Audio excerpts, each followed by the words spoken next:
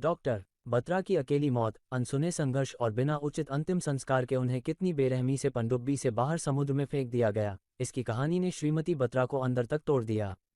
अपने पति को दोबारा देखने की उम्मीद की आखिरी डोर ही वह थी जिस पर वह टिकी हुई थी, लेकिन अब वह भी टूट गया है। इस एहसास से पूरी तरह से निराश होकर श्रीमती बत्रा दरवाजे के पास गई, दरवाजा खोला और पृथ्वी को जाने के लिए कहा। पृथ्वी उसके दर्द को महसूस कर सकता था और जानता था कि वह किसी भी तरह से उसकी तीव्र पीड़ा को शांत नहीं कर सकता। वह बाहर निकलने का रास्ता बनाने लगा।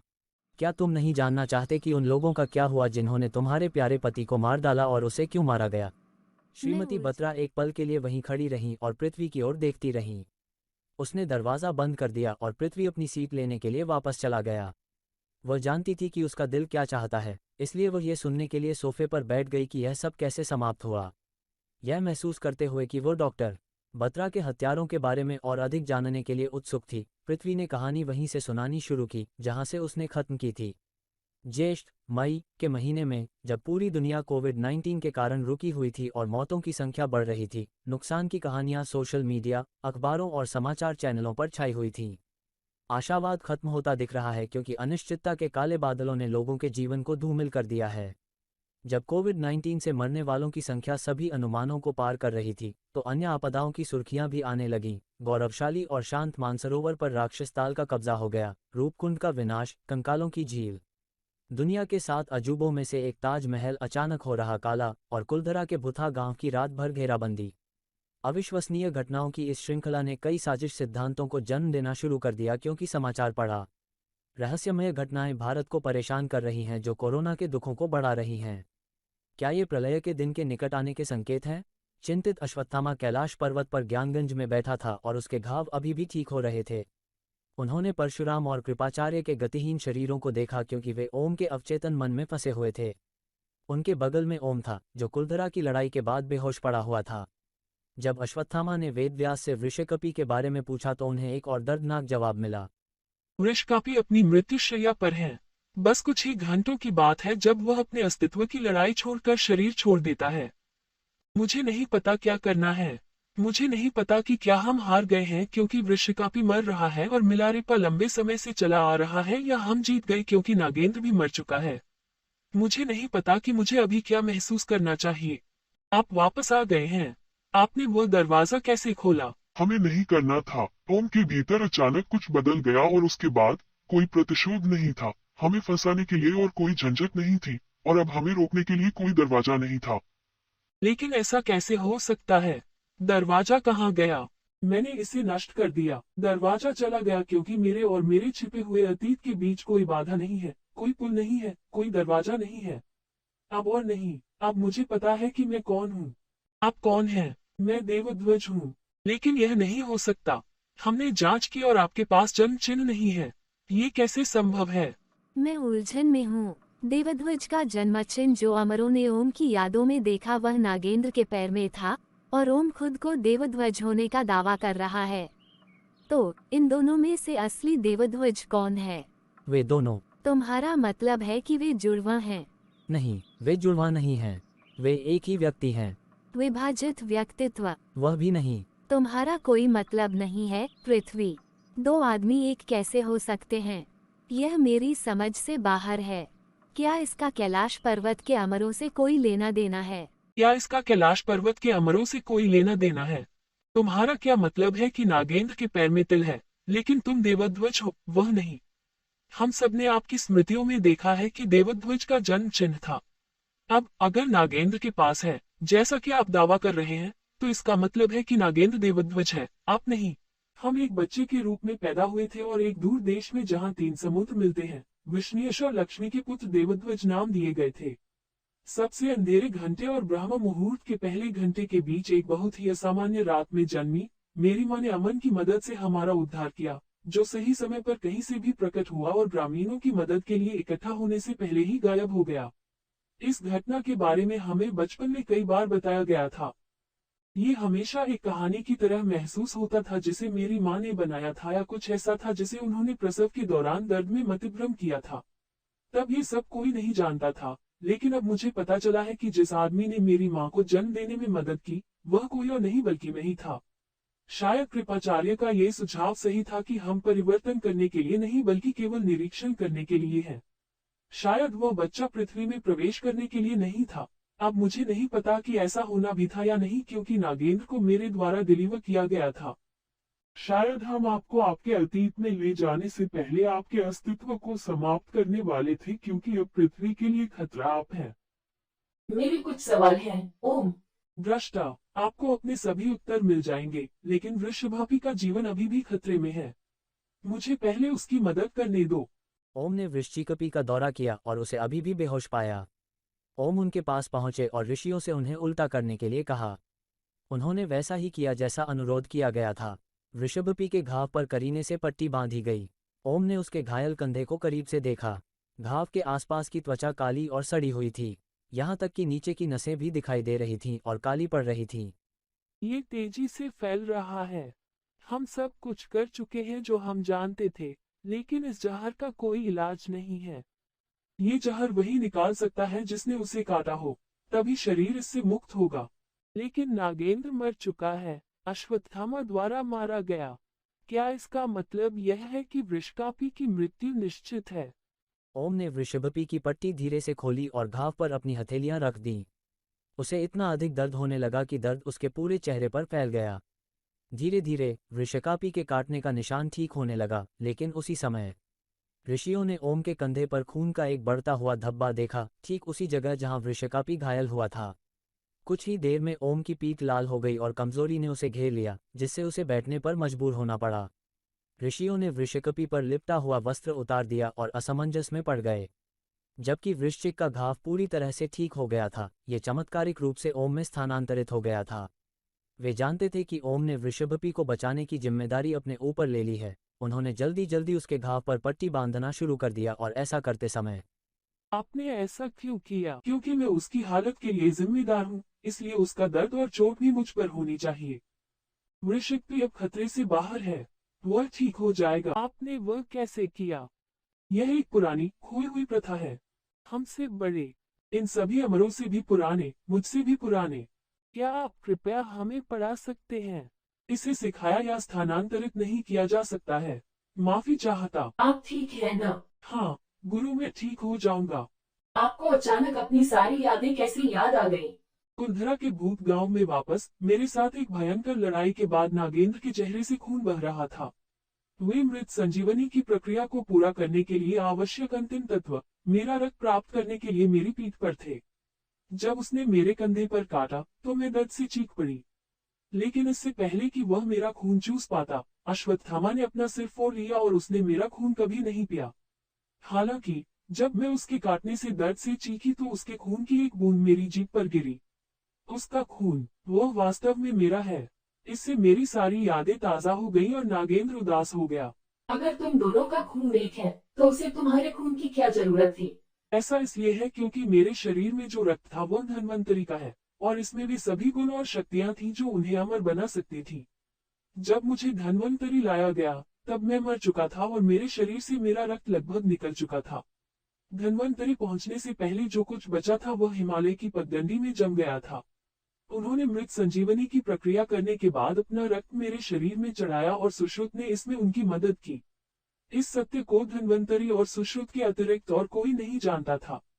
बाद में, हालांकि नागेंद्र ने धन्वंतरी को बंदी बना लिया था, लेकिन वे कभी भी मृत संजीवनी की पुस्तकों पर पकड़ नहीं बना सके। मिलारेपा को धन्यवाद, इससे पहले कि वे पुस्तकें प्राप्त कर पाते, उन्होंने धन्वंतरी को खो दिया। काश मैं धन्वंतरी को मारने के लिए उसे क्षमा कर पाता। दुर्भाग्य से मैं नहीं कर सकता। लेकिन मृत संजीवनी पुस्तकें अभी भी गायब हैं, और हमें उन्हें कैलाश वापस लाने की आवश्यकता है, जहां वे हैं। मुझे खुशी है कि नागेंद्र के निधन के साथ यह खत्म हो गया। अब जबकि वह मर चुका है, पृथ्वी सुरक्षित है। विषकापी से मैंने जो जहर पिया था, उसे अवशोषित करने और कीटाणुरहित करने के लिए कुछ समय चाहिए। कृपया मुझे ध्यान करने की अनुमति दे, मेरी मृत्यु से पहले जो कुछ हुआ था उसे याद करने के लिए। जब वेद व्यास अपनी शरण में वापस चले गए तो उन्होंने दो अलग अलग आवाजें सुनी जिन्होंने उनका ध्यान खींचा। ये परिमल की आवाज थी जो गूंजती थी। कैसे मिले शुक्राचार्य और नागेंद्र? मुझे नहीं पता कि वे कितने समय से जुड़े हुए हैं, लेकिन मुझे पता है कि नागेंद्र शुक्राचार्य के सबसे अच्छे शागिर्दों में से एक है। शुक्राचार्य का नाम ही वेद व्यास के मन में तनाव बढ़ाने और उन्हें भयभीत करने के लिए काफी था। लेकिन शुक्राचार्य के साथ क्या है? वो कौन है और नागेंद्र जैसा शक्तिशाली व्यक्ति उसकी सेवा क्यों कर रहा था? और वेद व्यास जैसे अमर के लिए उनका नाम सुनना क्यों मायने रखता था? दुनिया में व्यवस्था बनाए रखने के लिए इस ब्रह्मांड में अच्छाई और बुराई दोनों के बीच संतुलन की आवश्यकता है। शैतान का डर इंसानों को अगर सभी नहीं तो कई देवताओं की पूजा करवाता है। गुरु शुक्राचार्य इस ब्रह्मांड के निर्माता स्वयं भगवान ब्रह्मा के पोते हैं। रहस्यमय गुरु शुक्राचार्य ने असुरों को चुना। देवों के गुरु गुरु बृहस्पति का मुकाबला करने के लिए उनके शिष्यों के रूप में। तो एक और अमर देवता थे जबकि दूसरी ओर असुर थे जो मरने के लिए बाध्य थे। शुक्राचार्य ने अपनी संजीवनी विद्या की मदद से असुरों को देवों से लड़ने के लिए पुनर्जीवित करके अच्छाई और बुराई के बीच संतुलन बनाए रखने में महत्वपूर्ण भूमिका निभाई। किशोरावस्था के रूप में शुक्र और बृहस्पति ने ऋषि अंगिरस नाम के बृहस्पति के पिता के अधीन अध्ययन किया। शुक्र बृहस्पति से अधिक बुद्धिमान था और उसमें एक ऋषि के सभी गुण थे, जिससे वह अंगिरस का सबसे अच्छा शिष्य बन गया। लेकिन अंगिरस का अपने पुत्र बृहस्पति के प्रति पूर्वाग्रह उन्हें कभी भी योग्य पहचान नहीं दिला पाया। किंवदंतियों में कहा गया है कि भगवान इंद्र ने भी बृहस्पति का पक्ष लिया और यहाँ तक कि उनके साथ गठबंधन भी किया। शुक्राचार्य ने सब कुछ किया और सबसे महान ऋषि बनने के लिए आवश्यक सभी विद्याएं सीखीं, लेकिन इंद्र और बृहस्पति के बीच गठबंधन उनके लिए एक बाधा बन गया। इंद्र ने जोर देकर कहा कि भगवान विष्णु ने शुक्राचार्य पर बृहस्पति को चुना। विष्णु के प्रति शुक्राचार्य के मन में जो घृणा उत्पन्न हुई, उसने उन्हें असुरों का गुरु बनने के लिए विवश कर दिया। इस तरह शुक्राचार्य भगवान ब्रह्मा के पौत्र होने के बावजूद असुरों के प्रमुख पुजारी बन गए। हालांकि शुक्राचार्य के उनके साथ गठबंधन से पहले यह माना जाता था कि असुर आसानी से देवों द्वारा पराजित हो गए थे। युद्ध में कई असुरों का वध किया जाएगा और देवता विजयी होकर चले जाएंगे। लेकिन असुरों के सर्वोच्च पद के पुजारी बनने के बाद शुक्राचार्य एक ऐसे हथियार की तलाश में गए जो देवों को हरा सके और असुरों के सर्वोच्च रक्षक के रूप में काम कर सके। उन्होंने संजीवनी स्तोत्रम प्राप्त करने के लिए तपस्या शुरू कर दी, एक दुर्लभ विज्ञान जिसे वे स्वयं मृत्यु के विजेता भगवान शिव से प्राप्त करना चाहते थे। संजीवनी स्तोत्रम एक शक्तिशाली स्तोत्रम है जो चंगा और कायाकल्प कर सकता है और इसमें अमरता प्रदान करने की अत्यधिक अलौकिक शक्तियां हैं, एक स्तोत्रम जो असुरों को भी अजेय और अमर बना देगा। इस बीच शुक्राचार्य ने राक्षसों से अपने पिता ऋषि भृगु के निवास में शरण लेने के लिए कहा, जबकि वह दूर थे। ऋषि भृगु को भगवान ब्रह्मा के पुत्रों में से एक माना जाता है। देवों ने महसूस किया कि अगर शुक्राचार्य अजेयता का मंत्र हासिल करने में कामयाब रहे तो असुरों को फिर से हराना संभव नहीं होगा। उन्होंने तय किया कि असुरों पर हमला करने का सबसे अनुकूल समय ऋषि भृगु के परिसर में शुक्राचार्य की अनुपस्थिति में था। देवों ने भगवान विष्णु से मदद मांगी, जो सहमत हो गए और सुनियोजित हमले के लिए सेना का नेतृत्व किया। जब ऋषि भृगु घर पर नहीं थे तो हमला शुरू हो गया। देवताओं ने राक्षसों पर आरोप लगाया क्योंकि विष्णु ने अपने सबसे शक्तिशाली अस्त्र सुदर्शन चक्र के साथ कुछ असुरों का पीछा किया। असहाय और अप्रस्तुत महसूस करते हुए असुर शुक्राचार्य की मां काव्यमाता के पास दौड़े। वे उसके पास उसके मेहमान के रूप में शरण मांगने गए, इस प्रकार उसे उनकी रक्षा करने के लिए बाध्य किया। इसलिए काव्यमाता ने अपने कर्तव्य का पालन किया और असुरों को अपनी यौगिक शक्तियों से बचाया, अंततः भगवान इंद्र को हराया। जब भगवान विष्णु का सुदर्शन चक्र घर के पास पहुंचा तो काव्यमाता की शक्तियों ने उसे घर में घुसने और असुरों को मारने की अनुमति नहीं दी। कोई विकल्प नहीं बचा, तब विष्णु ने अपने सुदर्शन चक्र से काव्यमाता का सिर काट दिया। जब ऋषि भृगु लौटे और अपनी पत्नी का कटा हुआ सिर देखा तो उन्होंने विष्णु को कई बार पृथ्वी पर जन्म लेने और मृत्यु और सांसारिक जीवन के दुष्चक्र को झेलने का श्राप दिया। इसलिए विष्णु का पृथ्वी पर पुनर्जन्म राम और कृष्ण की तरह है। उन्होंने इन अवतारों के माध्यम से अपने प्रियजनों को खो दिया और ऋषि भृगु के रूप में दर्दनाक भावनाओं का अनुभव करने के अधीन थे जब उन्होंने अपनी प्यारी पत्नी को खो दिया। जब शुक्राचार्य संजीवनी स्तोत्र का वरदान लेकर लौटे और उन्हें पता चला कि उनकी अनुपस्थिति में देवों ने क्या किया था और कैसे भगवान विष्णु ने शुक्राचार्य की मां का सिर काट दिया था, तो यह आखिरी तिनका था। उसी क्षण शुक्राचार्य ने भगवान विष्णु को अपना सबसे बड़ा शत्रु बना लिया और देवताओं को हराने का फैसला किया। उन्होंने जल्द ही संजीवनी स्तोत्रम का उपयोग करके मृतकों को पुनर्जीवित करने की अपनी क्षमता के लिए लोकप्रियता हासिल करना शुरू कर दिया। इस प्रकार असुरों और देवों के बीच कभी न खत्म होने वाला युद्ध शुरू हो गया। उन्होंने कई बार अपने शिष्य दैत्यों की सेना और मृतकों को पुनर्जीवित करने वाले संजीवनी मंत्र के वरदान से देवताओं को जीतने की कोशिश की, फिर भी वह अमर नहीं बना सके। हर बार जब देवताओं द्वारा राक्षसों को मार दिया गया, शुक्राचार्य ने उन्हें वापस जीवन में लाया। इस प्रकार युद्ध को वर्तमान तक खींच लिया। शुक्राचार्य का जन्म शुक्रवार को हुआ था और शुक्रवार को कई भारतीय भाषाओं में शुक्रवार के नाम से जाना जाता है। यहीं से शुक्राचार्य का नाम पड़ा। ज्ञानगंज में ऋषिकापी लगभग ठीक हो गया था, जिसमें जीवन और गतिशीलता के लक्षण दिखाई दे रहे थे। ओम एक स्थिर झील की तरह शांत था। अब उसने घाव ले लिया। उसकी नसें काली होती जा रही थीं क्योंकि हर गुजरते मिनट के साथ जहर उसके अंदर गहराई तक फैलता जा रहा था। यह उस बिंदु पर पहुंच गया जहां ओम मुश्किल से सांस ले पा रहा था, जो चिंता का विषय बन गया और ऋषियों अश्वत्थामा को छोड़कर सभी को चिंतित कर दिया। मैंने उनके दिल को छेदते और फिर कुछ दिनों में ठीक होते देखा है। वह इससे भी पार पा लेंगे। हमें बस उसे समय देना है। आदरणीय मुनियों, ओम को स्वस्थ होते देखकर मुझे तुरंत सूचित करें। क्या हुआ? आप लगभग मर चुके थे, लेकिन ओम ने आपकी जान बचाने के लिए आपके घाव को अपने ऊपर ले लिया। मैं यहाँ कैसे पहुँचा? आखिर मुझे याद है कि मैं जितना ऊंचा उड़ सकता था, रूपकुंड में मुझ पर हमला करने वाले कंकालों से खुद को अलग कर रहा था और फिर एक यति को आगे आकर मुझे अपने कंधे पर उठाए हुए देख रहा था। मिलारेपा ने यति की सहायता से तुम्हारी जान बचाई। वही थे जो तुम्हें वापस लाए थे। आगरा में नागेंद्र से लड़ते लड़ते वह मर गया। बाकी कहाँ है और नागेंद्र कहाँ है? क्या हमने उसे रोका? हाँ, हमने किया। नागेंद्र की मौत हो चुकी है। मैंने उसे मार दिया। अश्वत्थामा के हाथों नागेंद्र की मृत्यु के बारे में सुनकर वृषकापी को राहत मिली। निषिद्ध कक्ष की गहराई में नागेंद्र का शरीर फिर से हलचल मचा रहा था। अब अमर और अजेय, वह धीरे धीरे जीवन में वापस आ रहा था। शुक्राचार्य की आंखों के सामने उनका कमजोर, झुर्रियों वाला शरीर रूपांतरित हो रहा था। उसकी रीढ़ सीधी हो गई थी और उसके चेहरे से झुर्रियां गायब हो गई थीं क्योंकि नागेंद्र क्रोध से भरी प्रतिशोध भरी आंखों से मुस्कुरा रहा था।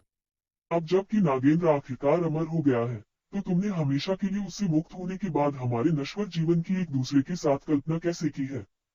एलएसडी ने जवाब देने के लिए अपना मुंह खोला, लेकिन नागेंद्र के कदमों की धीमी आवाज से उसकी आवाज बाधित हो गई। कुछ ही सेकंड में परिमल को भी नागेंद्र के करीब आने का आभास हो गया। नागेंद्र ने दरवाजा खोला और उन्हें एक साथ देखा। परिमल अपने सामने उस मंत्रमुग्ध व्यक्ति को देखकर आश्चर्यचकित रह गया। परफेक्ट फिगर इतना आकर्षक लग रहा था कि परिमल अपनी नजरें नहीं हटा सका। नागेंद्र की आंखें सबसे चमकीले तारे की तरह चमक रही थीं और उनकी त्वचा अमृतमय चंद्रमा की तरह चमक रही थी। लेकिन एलएसडी ने नागेंद्र को उसी पुराने दो टूक भाव से देखा। जैसे ही वो उसकी ओर बढ़ा, नागेंद्र की निगाहें एलएसडी पर टिक गईं। इससे पहले कि उनमें से कोई भी किसी कदम का अनुमान लगा सके, नागेंद्र की बाहें एलएसडी की कमर के चारों ओर घूम गईं और उसने परिमल के ठीक सामने उसे एक आवेशपूर्ण चुंबन में खींच लिया, जैसे कि वो वहां था ही नहीं। उस कक्ष में जो कुछ भी हो रहा था वह परिमल के लिए अविश्वसनीय और अस्वीकार्य था। उसे पहली बार ईर्ष्या और अपमान महसूस हुआ क्योंकि वह जो कुछ भी देख रहा था उसकी पृष्ठभूमि से बिल्कुल अनजान था। जबकि नागेंद्र ने चुंबन को गहरा करना जारी रखा, कमरे में हवा सवालों, खुलासों और कब्जे के लिए एक नीरव लड़ाई से भर गई। बिना बोले दावे का एक क्षण वर्षों के विश्वासघात जैसा महसूस हुआ। एलएसडी ने परिमल पर नजर डाली, जो पहले से ही उसे देख रहा था।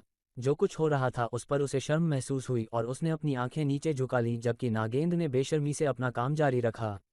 हमेशा के लिए आज़ाद होने के बाद आपने हमारे नश्वर जीवन की कल्पना कैसे की है? परिमल के पास अब उसका उत्तर था। उसे आश्चर्य हुआ कि यह प्रश्न उसके मन में क्यों आया। वह तो बस उस स्थूल दृश्य को मिटा देना चाहता था जो उसने देखा था। जो कुछ वह देख रहा था उसे आत्मसात करने के निराशाजनक प्रयास में परिमल पीड़ा और दबे हुए महसूस करते हुए चुपचाप कक्ष के दरवाजे की ओर चलने लगा। परिमल, मैंने तुमसे कहा था कि उसके प्यार में मत पड़ो। वह आपके बच्चे को पालती है और आपने उसके साथ संभोग किया है, लेकिन आपको पता होना चाहिए कि मैं उसकी आत्मा हूँ। आइए हम सब इस विकृत पारिवारिक समीकरण और हमारे पुनर्मिलन का जश्न मनाएं। हमें गोवा ले चलो।